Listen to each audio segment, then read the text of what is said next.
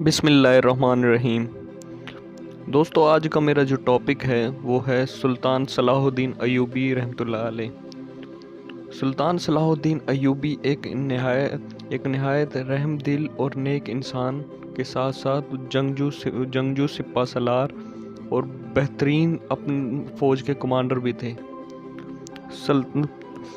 تاریخ عالم اور تاریخ اسلام میں فاتحین میں بہت کم ایسے حکمران ہیں جن میں مسلم کے ساتھ ساتھ عیسائی بھی ان کی بہادری کی تعریف کرتے ہیں۔ سلطان یوسف بن ایوب 1138 میں عراق میں پیدا ہوئے اور آپ کا پورا نام سلطان یوسف بن ایوب تھا۔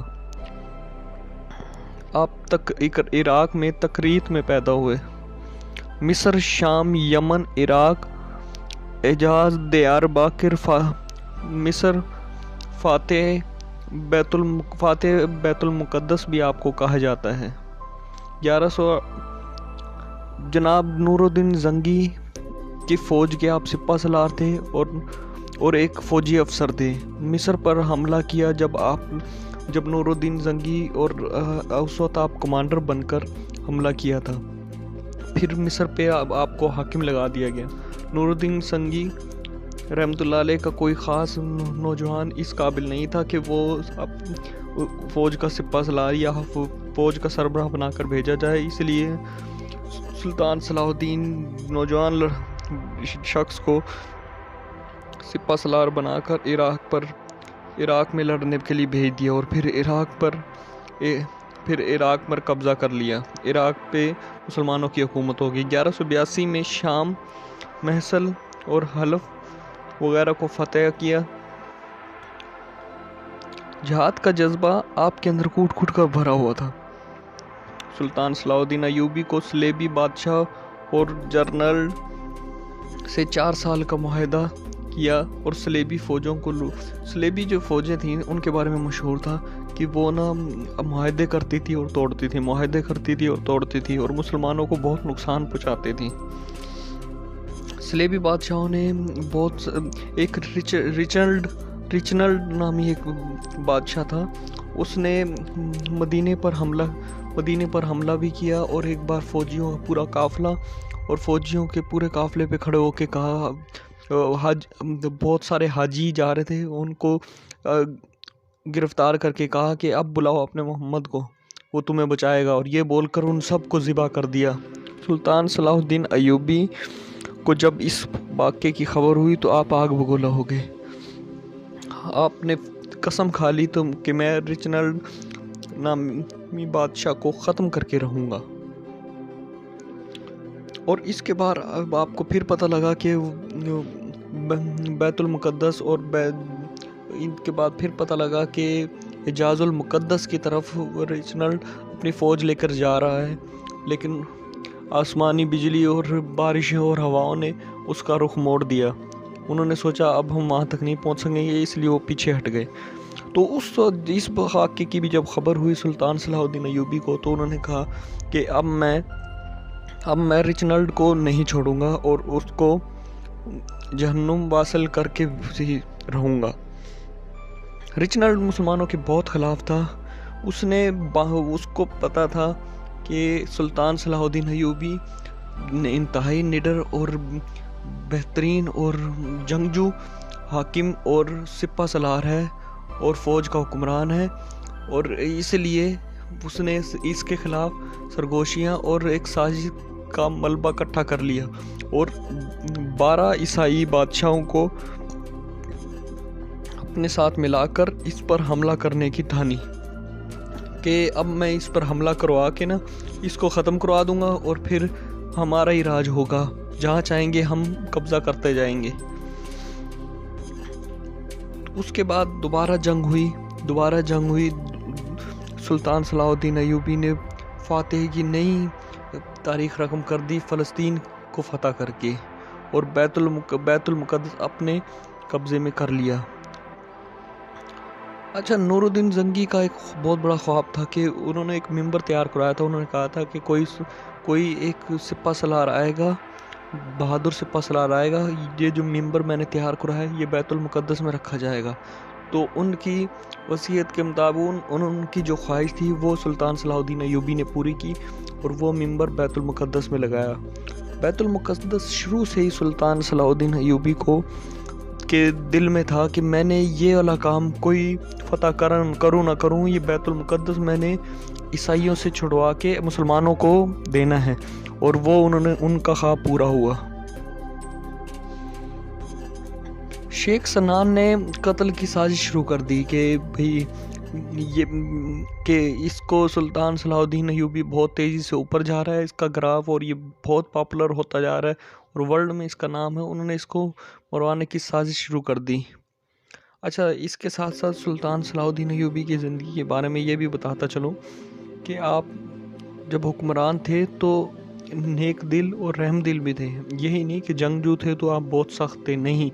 یہ جو مختلف میڈیا پہ اور یہ جو انڈین موویز میں دکھایا جاتا ہے، سلطان صلاح الدین ایوبی ہر مذہب کے خلاف تھے اور سب کو مارتے تھے اور ان کو بس فتح کرنے کا جن سوار تھا، یہ بالکل غلط بات ہے۔ وہ انتہائی رحم دل تھے اور جب کوئی معاہدہ کرتا تھا تو آپ جنگ بھی چھوڑ دیتے تھے۔ آپ اپنے حکمرانی میں پیر اور جمعرات والے دن دربار سجایا کرتے تھے اور جس کی جو فریاد ہوتی، جس کی جو بات ہوتی، اس کو سامنے رکھتے اور اس کا مسئلہ حل کرتے۔ سلطان صلاح الدین ایوبی ایک انتہائی نڈر سے پسلار تھے اور مسلمانوں کے لیے اپنی تن من جان قربان کرنے کے لیے ہر وقت ریڈی رہتے تھے۔ اچھا، صلیبیوں کا جب بھی نام آتا ہے اس وقت سلطان صلاح الدین ایوبی کا نام سب سے اوپر آتا ہے کہ آج 2020 چل رہا ہے، آج تک اگر صلیبیوں کا یا یہودیوں کا نام لیا جائے تو آج تک سلطان صلاح الدین ایوبی کا نام سب سے ٹاپ پہ رہتا ہے۔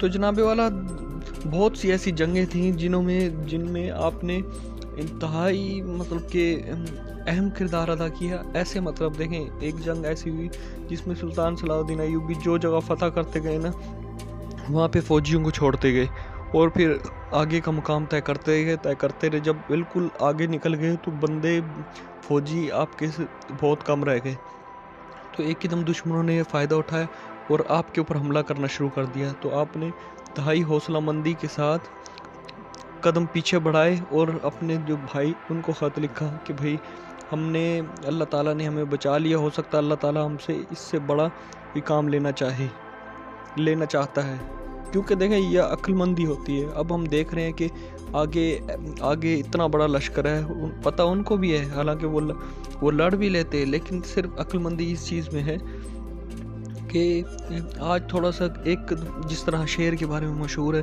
کہ وہ 2 قدم پیچھے رکھ کے پھر حملہ کرتا ہے، تو 2 قدم پیچھے رکھنا یہ نہیں کہ ڈرنا ہوتا ہے، 2 قدم پیچھے رکھنا اسٹریٹجی پلان بھی ہو سکتا ہے۔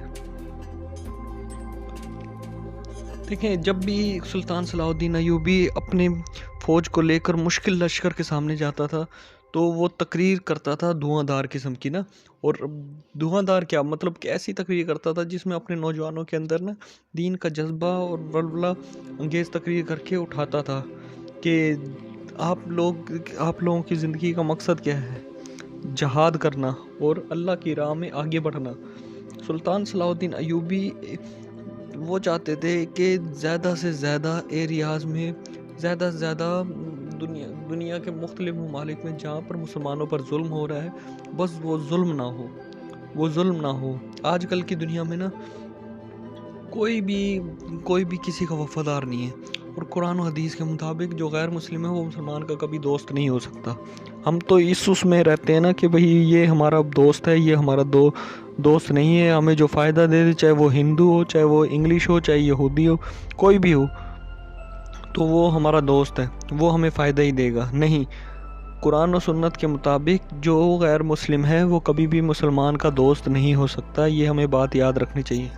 تو دوستو، سلطان صلاح الدین ایوبی 57 سال کی عمر میں آپ کا انتقال ہوا۔ جب آپ کی خبر آپ کے ملک میں پھیلی تو ملک میں کوہرام مچ گیا، شور شرابہ، رونا دھونا شروع ہو گیا اور لوگ دھاڑے مار مار کے رونا شروع ہو گئے۔ سلطان صلاح الدین ایوبی کو دمشق میں ہی سپرد خاک کیا گیا۔ سلطان صلاح الدین ایوبی نے 57 سال کی عمر گزاری، اتنے بڑے بڑے ملک فتح کیے، جو کہ امیر سے امیر ملک تھے وہ فتح کیے، لیکن آپ نے کبھی اپنا گھر نہ بنایا۔ آپ کہتے تھے کہ دنیا کا مال دنیا میں ہی رہ جائے گا، آپ اپنا گھر نہیں بنایا، آپ نے اپنی پراپرٹی نہیں بنائی، آپ نے اپنے بچوں کے لیے کوئی جائیداد نہیں چھوڑی، بلکہ آپ نے تو جتنے پیسے چھوڑے، چند درہم اور ایک تلوار، تو وہ تو آپ کے کفن کے لیے بھی ضروری نہ تھے۔ اس دور کے جو قاضی تھے انہوں نے اپنی جیب سے پیسے دے کے سلطان کا کفن دفن کا انتظام کروایا۔ سلطان صلاح الدین ایوبی جیسے بھی تھے دشمن ہی نہیں تھے، وہ دوست بھی بہت اچھے تھے، اور وہ سب کے ساتھ جو معاہدہ کرنے کو تیار ہو جاتا تو وہ معاہدہ کر بھی لیتے تھے۔ اور حضرت علی کا قول ہے کہ اپنے نفس کی وجہ سے، اپنی میں کی وجہ سے کسی سے جنگ نہ کرو، دین کی وجہ سے سب سے جنگ کرو۔ اگر کوئی دین کا نام لے کے آپ سے الجھے گا، یا مطلب کہ دینی معاملات پہ جنگ کرے گا، تو اس کو نہیں چھوڑو۔ جس طرح ایک مشہور واقعہ تھا آپ کا کہ حضرت علی رضی اللہ تعالیٰ عنہ جنگ میں لڑتے ہوئے تلوار اٹھائی تو آگے سے کافر نے آپ کے منہ پہ تھوک دیا، تو آپ نے اس کو معاف کر دیا۔ آپ نے کہا کہ اب میں اپنے جو میں ہے کہ بھئی مجھ سے بدتمیزی کی ہے اس بیس پہ لڑ رہا ہوں، تو میرا نفس میرا ضمیر گوارا نہیں دیتا کہ بھئی میں نبی کے نام پہ جو جہاد کر رہا تھا، اب میں اپنے نام پہ آپ سے لڑنا شروع ہو جاؤں۔ تو دین ایسی باتوں سے پھیلتا ہے، میں جب بھی ہم استعمال کریں گے تو میں سے ہم کبھی بھی آگے نہیں جا سکتے۔ سلطان صلاح الدین ایوبی کا وصال ہو گیا، اور آج بھی ان کے 200-300 سال بعد دوبارہ جب بھی کوئی جنگ ہوتی یا ایک بار پھر جنگ ہوئی، اور دوبارہ امریکہ نے اور دوسرے ملکوں نے سازش کر کے بیت المقدس جو فلسطین والی جگہ ہے وہاں پہ ایک اور قبیلہ قائم کر دیا، جس کا نام اور ایک سیپریٹ مطلب کہ پارٹیشن بنا کے دے دیا، اس کو اسرائیل کا نام دے دیا، اور بیت المقدس دوبارہ یہودیوں کے پاس چلا گیا۔ تو وہاں پہ آ کے سلطان صلاح الدین ایوبی ایک بار سلطان صلاح الدین ایوبی کی، حالانکہ وہ مذہبی جنگ نہیں تھی، لیکن پھر بھی سلطان صلاح الدین ایوبی کی قبر پر جا کر وہ اس کافر جرنیل نے کہا کہ اٹھو صلاح الدین، ہم دوبارہ آ گئے ہیں۔ مطلب کہ جو کافر ہوتے ہیں وہ ہمیشہ اندرونی طور پہ مسلمانوں کے دشمن ہوتے ہیں، وہ یہ نہیں دیکھتے کہ بھئی یہ دشمن ہیں، ہم نسلی جنگ میں پڑ گئے ہیں، شیعہ سنی اور پنجابی مہاجر، اور ہم اس چیز میں پڑ گئے ہیں۔ لیکن انگریز ہے جو کافر ہیں وہ کافر ہیں، چاہے وہ لاکھوں ہو چاہے کروڑوں، ان میں کوئی فرقہ یا کچھ وہ نہیں ہے۔ تو ہم جب تک سب ایک نہیں ہو گئے، یہ سلطان صلاح الدین ایوبی بھی چاہتے تھے کہ میں یہ نہیں چاہتا کہ جنگ ہو، میں یہ چاہتا ہوں کہ اگر کوئی معاہدہ کر کے ہمارا دوست بننا چاہتا ہے۔ ایک بادشاہ تھا، وہ پہلے آپ کی قتل کی سازشیں کرتا تھا، لیکن آپ کے رویے اور لوگوں سے اخلاقیات دیکھ کر اس کے بعد آپ کی طرف دوستی کا ہاتھ بڑھایا، پھر آپ کے ساتھ مل کے انہوں نے بہت سارے یہودیوں کے ساتھ جنگیں لڑی، اور پھر جنگیں کر کے فتح دلوائی۔ مطلب پھر کیا تو آپ کی جان کا دشمن تھا، پھر اتنا اچھا دوست بن گیا، اور آپ کے ساتھ انہوں نے اتنا لمبا ٹائم گزارا۔ تو دوستو آج کی ویڈیو میں نے سلطان صلاح الدین ایوبی کی جو امپورٹنٹ باتیں تھیں وہ بتانے کی کوشش کی کہ سلطان صلاح الدین ایوبی نے اپنی زندگی میں کیا کیا کیا اور کیا نہیں کیا۔ انشاءاللہ ابھی میں اس کے علاوہ بھی جون سے مسلمانی لیڈر جو سپہ سالار تھے، ٹیپو سلطان ہو گئے، محمود غزنوی ہو گئے، اور جتنے بھی اس ٹائپ کے ہوں گے ان کے بارے میں بھی آپ کے ساتھ ویڈیوز بنا کے شیئر ہوئی۔ یہ اصل مسلمانوں کے جو ہیرو ہیں نا وہ یہ ہیں، اصل ہیرو یہ ہیں۔ ہم نے آج کل اپنے بچوں کو بتایا ہوا ہے کہ بیٹ مین ہی، سپر مین اور یہ اسپائڈر مین یہ ہمارے ہیرو